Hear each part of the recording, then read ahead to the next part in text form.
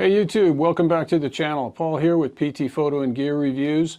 Today we are going to take a look at a new Gary Fong product. It is the Dramatic Lighting Kit.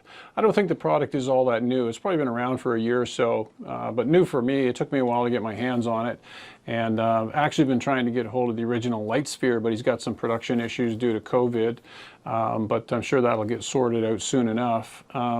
Today's project is going to be a quick unboxing. I've got a model in. I'm going to try and duplicate some of the images, the dramatic color images that he was showing in his video, with the perspective that if I can do it, you can do it, or anybody can do it, okay? I bought this kit with my own money. I'm a real fan of Gary Fong's. I think he's a great educator, you know, inventor, and all the other things that he does is great stuff. So hopefully you'll find some value in this video. And just to give you a perspective, I actually bought and owned the original light sphere from probably 10 or 15 years ago, and I used to call it the Idiot Dome or the Fonginator, because you could put this thing on a SB600, run around a reception, and I defy you to get a bad picture. I mean, you know, it was just such a great product. But the one thing about this guy is that it didn't collapse down. I used to take this thing off and I could get it into my bag like this, but the challenge with this one, the old style one, is it had this ribbed mounting configuration, and it just doesn't fit on some of the newer speed lights like this Godox V862. And so I'll cover that. I'll show you what the Gen 5 will do, what you can mount it on. I've been able to mount it on my 862, also use it on my 8200 Pro. So that's what this video is going to be about. With no more ado, let's jump in, we'll get right to it.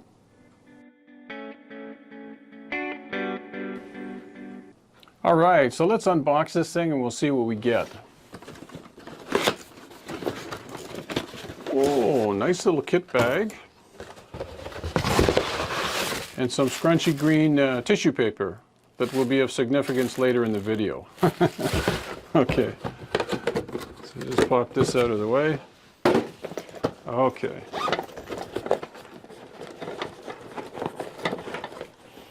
So one light sphere, two light spheres, two sets of instructions,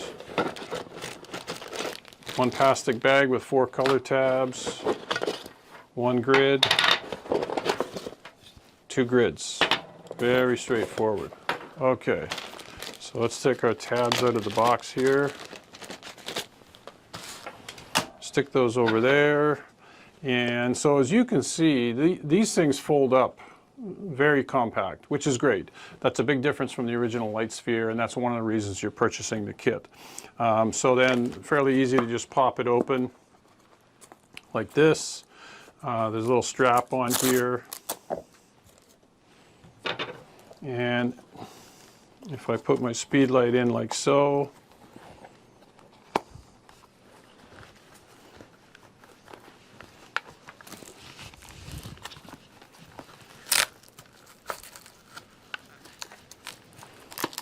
this thing holds pretty good. I've got a piece of tape on here, so I'm not going to shake it too much. But if I didn't have that tape, this thing, like, it would not come off. You know, like Gary shows in his videos, he's picking up the camera and the damn tripod, and the thing doesn't come off. And I believe that, but I have these things marked so that I can see the speed lights from a distance. But yeah, I mean, it holds really good. So then the trick becomes getting the color tabs inside here, and that's where I had one. Not really an issue, but you just pop them in like so.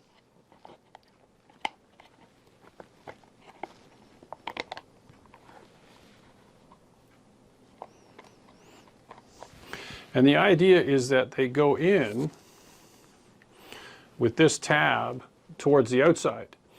And when you put them in like that, what I've found is it doesn't take very much to knock them out. And a real quick fix is simply turn the tab so it's going in, and slide the tab between your speed light and the gap from the rubber on the inside. And if you do that, let's see, on this one, probably easier to do this way.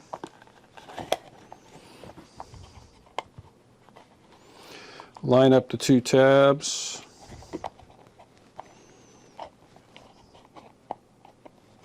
You don't have to get too fussy about it. As long as it's covering your speed light, you're laughing. But once you do that, then it's a lot harder for the color tab to come out. Now, the other thing is putting the grid into the light sphere. And that can be a little bit finicky. I'll try and do as best a job I can here. There we go. But this is where that silicone rubber, you know, really comes into its own, because, you know, the thing's not going to fall out. It's going to stay in place. And voila. So this is a Godox V862. And now,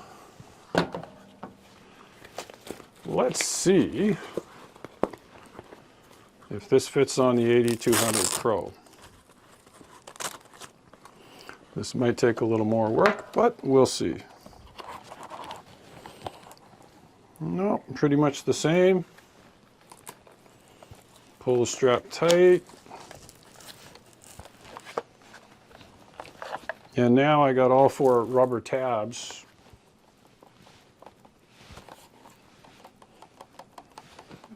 Like this, if you're familiar with the 8200 Pro, this thing's got a bit of weight behind it, right? So it's not coming off. So there you go. It's going to work on your larger size, bigger Nikon speed lights, bigger Sony speed lights, Photox, whatever you have. No issues really. And the instructions that come with the kit are pretty decent actually. So, you know, if you're not as experienced with speed lights or flashes, Gary's given you some exact settings to get the different results. So he's giving you 3 different results here, 3 different manual sets of light settings or camera settings, and you can get up and running really quick. So now, let's jump in with our model TAVE, and we will take a look and see if we can duplicate the results that Gary gets. So since we're working with speedlights in this video, I thought I would throw in a bonus tip for you. This little gizmo here, I made about 10 years ago, and it is one of the most useful pieces of grip equipment, whatever you want to call it, for photography you're ever going to have. Typically, when you're working with speedlights on light stands, you have a configuration that looks something like this. It's kind of precarious, a little bit of wind blows, you know, the thing falls down and your speedlight gets busted up pretty easy. Now, another option is the Godox S2 Bracket, which is an absolutely phenomenal bracket, but this thing's got a little bit of weight to it, okay? And then you got limitations as to what you can shove through the hole here. So this little gizmo here, all it is, it's a piece of dollar store cutting board, right? You can get it in 1/4 inch, 3/8, or 1/2 inch, and then just hack it down to size, you know, with a jigsaw, whatever you got. You know, make it about 2.5 inches by 4 or 5 inches, whatever you feel comfortable with. You drill a hole through the center, you put a 1/4-20 bolt through, and then you take a typical stud from B&H, 1/4-20 to 3/16, whatever you prefer, and put it on the bottom here. And now you can take this guy, screw it into your light stand. In this case, we'll just use the tabletop version. And then your speed light simply goes on top like so. Now in this case, I'm using about 1.5 inch piece of Velcro I had laying around. Bring that over, and you got a pretty good range of motion. Okay, that's just from my little Manfrotto tabletop tripod. But just wait, because it gets better. Just pop this out of the way.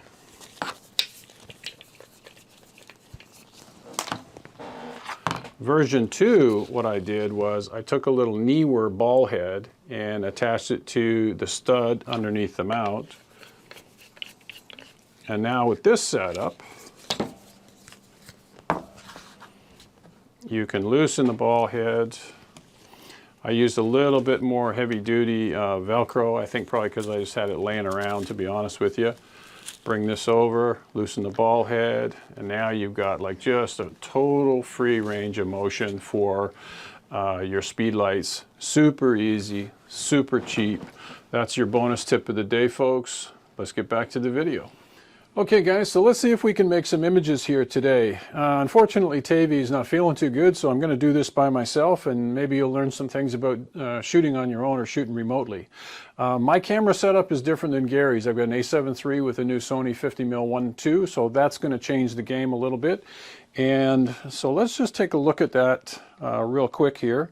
His settings were 1/8000 at 1.4, and I'm shooting at 1.4 but at 1/3200th of a second. So that's a little different, but it's enough to obliterate the background.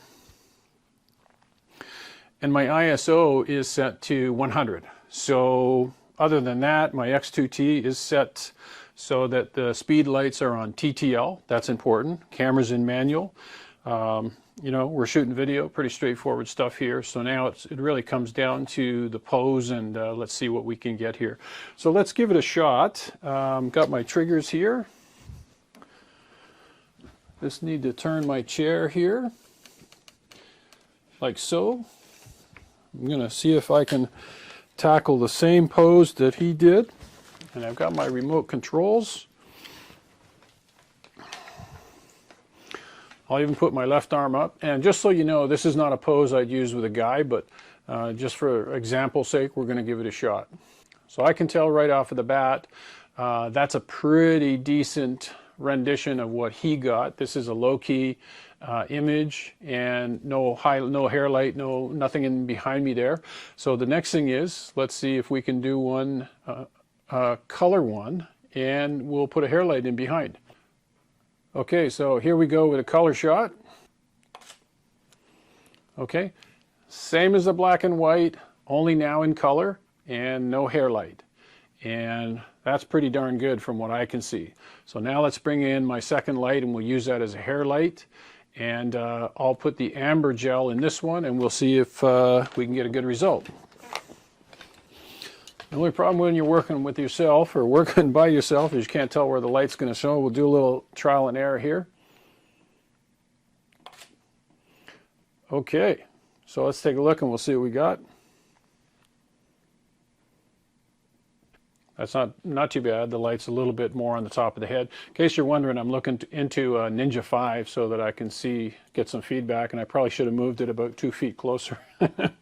But that's the thing when you're juggling 3 cameras and well, yeah, 4 cameras, and it's just goofy, right? Okay, so we've done a black and white, we've done a color. We've done color with the amber hair light, and now let's see if we can do one with some color in the background and give us that real dramatic effect that I saw Gary doing. So really all I need to do for this setup is I'm going to take the color gels and swap them out. I've got the orange one in the hair light there now, and we're going to turn the hair light around and let's give it a shot.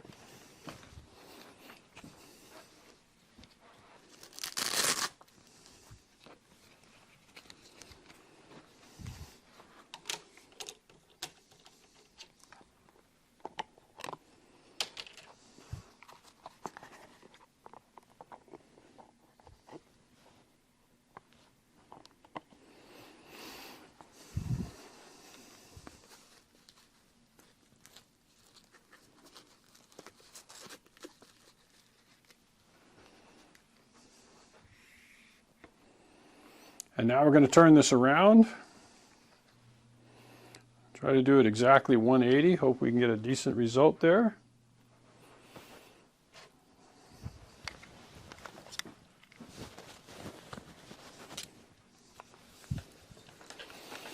Now the other thing I'll just mention quick is I don't have the grid on the hair light, or the one that's going to give us a nice colored background. So let's take a shot and we'll see how we do. That's not bad.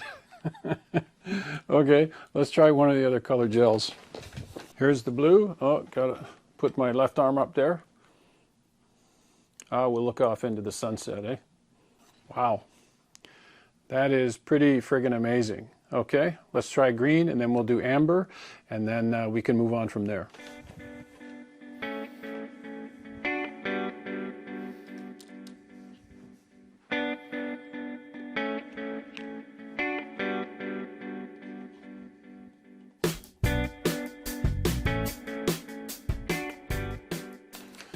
Okay, so while I've got the amber dome in place, I thought I'd show you a little trick. If you want to pose a guy like yours truly, all you got to do is turn your chair 45 degrees. I've marked the floor here so I know exactly where to put it, like so. butt back in the chair. And if you put your arm up like so, and you hang your right arm over like this, and this works unbelievably well if you do it in your garage, because you can move right at the doorway, put the chair right at the doorway, you can move it in and out and feather the light. Fantastic way to go. That's not too bad for having to do everything by yourself. I mean, if Tay was in here, I had a model or another model or whatever, then I can focus the light exactly where I want. But the bottom line here, the whole reason for doing this test was to see if the Gary Fong system was going to work just as well for me as it does for him. And from what I've seen so far, I can tell you, go out and buy it with confidence. So let me show you one other little tip that might help you. A little thing I picked up about 10 years ago. Okay, so here's the hair light that I was using. As you can see, it's got the Gary light sphere on it, like so. No grid in it, has the orange color gel, but what's unique is this thing right here.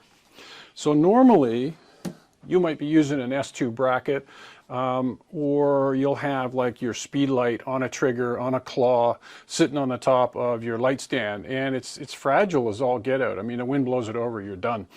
So these things here, you can make them out of a small piece of plastic. I've got some tape over mine. All you need is a 1/4 bolt, and that goes into a little Neewer ball head. And when you put this thing on,